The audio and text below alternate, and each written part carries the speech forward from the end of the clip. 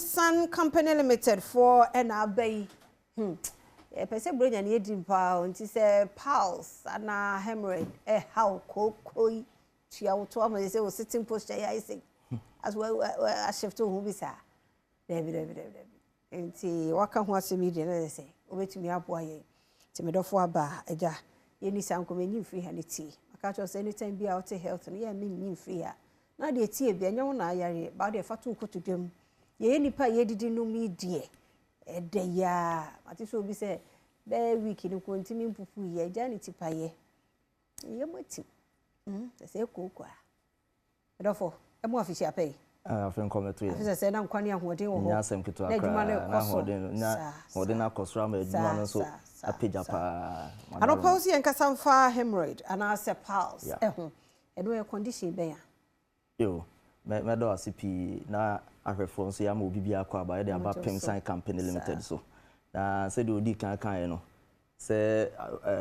for fide ya ye be wura mu yin se anije be koso na se wo betima agibia na wo se wunya ahoden pa eno nti ene ya fa to yon se ye betufo na wo nso watimi ahwe ho yie e won yarewa bia ka betima asi ano kwan ho na ye ka se hemorrhoids ana se piles a eno na ya kan ka se me si koko na baby ye no apart from sebi or rectum no lower rectum no your friends say nsono ketwa no ano anase inside ho na ye the brain we ka say swellings anase say ho ne huna nsono no ho ne hono anase ano no huna ene ka say obi anya hemorrhoids anase koko no na de no kofa bakora yo that's bi koko aye ka ho asemi de kofa back kese pa no ebi ya genetics ebi ya de wo and ebi nso wo hono ma as we are aging wo nyini no na eba oba ebi nso wo ha ofa afura ono nso otiminya koko no ena wo na wuo mu no nso otiminya koko na so oso bro so a eno nso betimanya koko no ena omo a minim se sabi mo ni ma no pay toilet so no mko kan o musika me kan sa omo tena toilet so che chema ko tena so no a chemsa ko ba sa bro ka say straining of bowel movement ko tena toilet so cha no so betime anya koko no e na afi so omo pija niam emu odu bi ti say omo ye gym pija na ade ne ade no afi enua no omo pija niam so ne ade emu dudu no omo so timinya sa koko ni bi ti ba se ya ne aya hwe yie pa o kwan a ti na ya na pemsan hebe mu ho no kwan a fa so pija ne ma no kra no ni nyina ya wo ho anu yie di ma o ti da bia ya se frɛ o frɛ pɛ ya be kyerɛ wo ama ho so watimi ho ti no ne ma de ba no ya bo oboso no ne ya hwe ho yie ti ɛho sunso aso te sei ebia na obi experience bi no wayi nani afiri so wan pɛ ho asɛm anka ɛde na ye sani koro no yo say baako amansan can for the cause no constipation, chronic constipation. I am team cause I am team constipation is the mother of all diseases and obi so on my ultimate run diarrhea sabi the yemu no so to be ja okoko sa na enema be mu hunu se koko ana se hemorrhoids bi na wanya no the dikan pa no se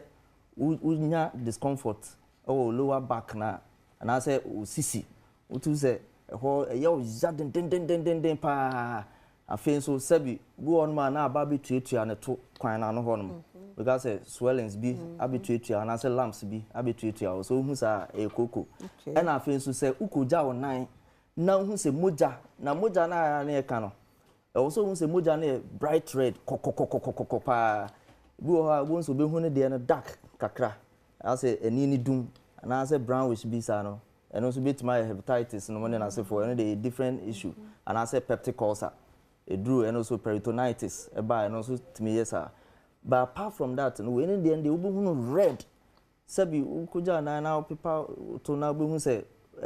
red you where in my tissue no ma tell say hemorrhoids oh so awonyo oba na say bi awo menstruate bi na say keto to hu ni sa dia but no hu bi so sabi wa kuja na bo say when ya prolapse the kokobo na yiaba e ba no so hemorrhoids I don't know yeah ya hwe hu sunsuaso bonding nti e wo say enkomo ayedi ye fanase ne yeah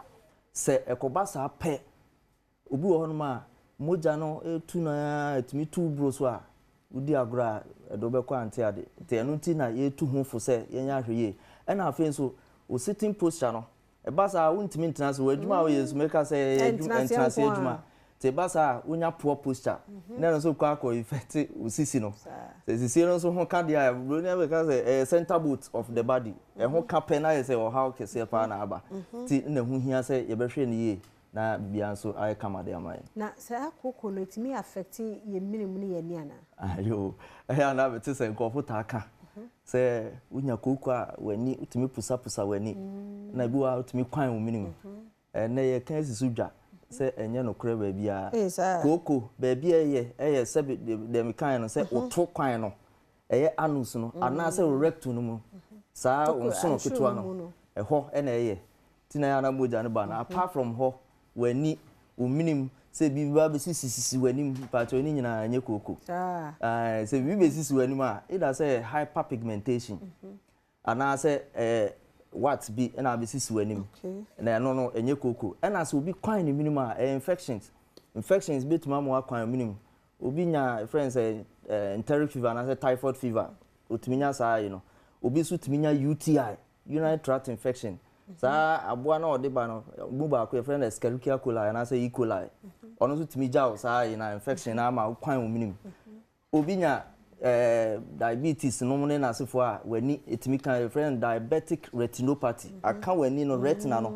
enti na opusepsa wani no na obi bisa se bi o ha ne bi akoko ne woni mwenye mpie enti na e bi ay affect na ni be sa ne ma na I don't know na we can say infection woni be candidiasis nyina timi affect wani odepoa timinya effect wo wani ene ominim ho mo ha no de omo su no ne omo yi no but hemorrhoids na e ka ho asem de apart from oto ene oto kwan na no entimi nya wani entimi nya wani entimi affect yesisi entimi affect yesisi because of say won say pains na e ba no discomfort no ti o sitting posture kra timi sesa ti nya effect wo sisi ne so ene ho no kakra no ena e ba sa na yaw na wote no nti no ultimi won hwe ba bia because na obi a rectal prolapse no nkokko no yiba obi pia na enko nti no sa no ye ba Pemsan company a mo abena mo betimi de aboye yo ho no na Sermens eduro na ye ka ho asem Sermens Vyter Herbal mixture ne capsules no na mra ne de agan no ene preke natural powder no so ka sa eduro we bu mu a hemorrhoids aye ka ho asem kokoi ni nyina ya we ebedwane because ewo enuane nura hodo bi a etimi kutia saa o ha no na afen so de ne yem tim ti a saa yem tim no timi kofa kokoro bre no o de preke natural powder no ene agan no bomu a eyi saa yem tim ni nyina free honom koma ma hoto na afen so pains na wote no because of wo nitric oxide na saa nitric oxide no eyi entimu da ho na moja timidi afrusa ne yenti breast pains na se true endorphin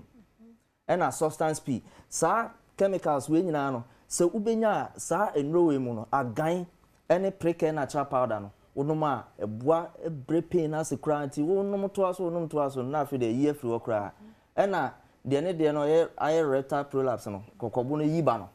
eno no o frɛ ya da bia ye ka ese ye de ya na hu hia pa so be frɛ numbers no ne wadi nkomo o frɛ pɛ ye betre on nema bia mo aye de aka aduro na wonom no ho afi de ne no moja na eba no ni nyina no ebe ma moja na twa na afi pains na na say ya na oti ni nyina nso afiri ho akwa ma na uye no free ho no ma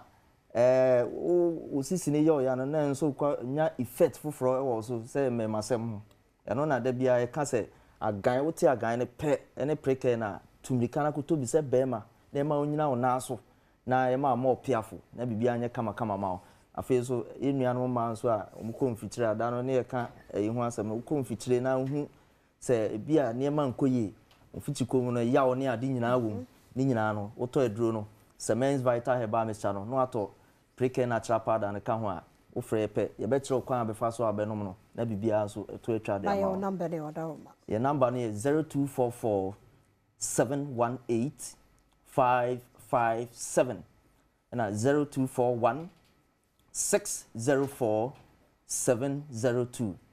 sa number si ufra ye be kire oba bia benya duro no bi ato na emum ne doso puo pa no wo nkran ha no say na open ne doso puo pa tu a pa choko kan shi drug lane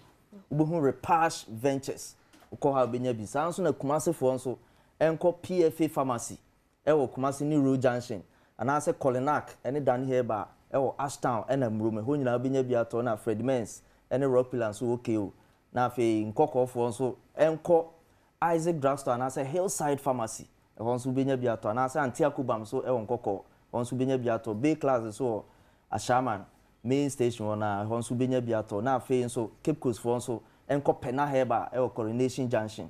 na Tamale so uko Tamale so e honso ubenya bi honom e Legacy Pharmacy La Mashegu ho na Japan Motors opposite e honso bi ho na afi nso wanso wakagite ho na abehu Obroni Chemist enso ho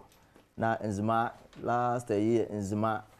ne patem ho nyina nso e honso bi honom obehu Odalo Herbal enso obenya bi number na 0244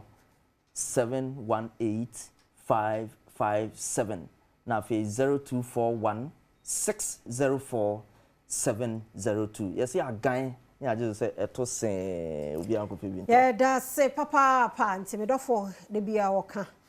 wato edro no emfa open nom frɛ won no won che wo ni ani die femu ene se de obenom ne femu nso